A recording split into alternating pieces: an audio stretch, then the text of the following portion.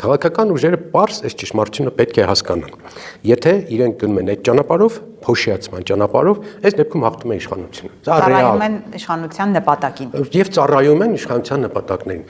Այսինքն իրենք նախ չեն զգում ճգնաժամը, այդ իմ ասած խնդիրը ամենևին քարոզչական չէ, ամենևին նախընտրական չէ, մենք ռեալ, շատ ռեալ նույնիսկ արդեն ծիծաղելի է բացատրել, թե ինչպես ենք մենք կորցնում մեր պետականությունը։ Այս խնդիրը չճանաչելը, չհասկանալ կամ դիտավորությունը, ավելին ասեմ, դավաճանություն է Հայաստանի պետականության նկատմամբ, կամ այնքան իրանք փոքրոքի են, այնքան ճղճիմ են, այնքան սեփական ամբիցիաները բարձր իրենց համար երկրի շահից, որ համաձայն են թեկուզ ձախողվեն, բայց փորձեն 4 մանդատ պարլամենտում ստանալ։ Սա կոլապսի կբերի Հայաստանը եւ քաղաքական ուժերը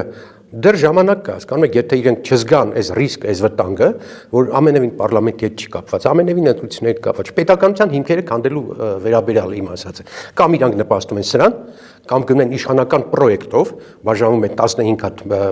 կուրսակցություն եւ իրար ուտելով գնում են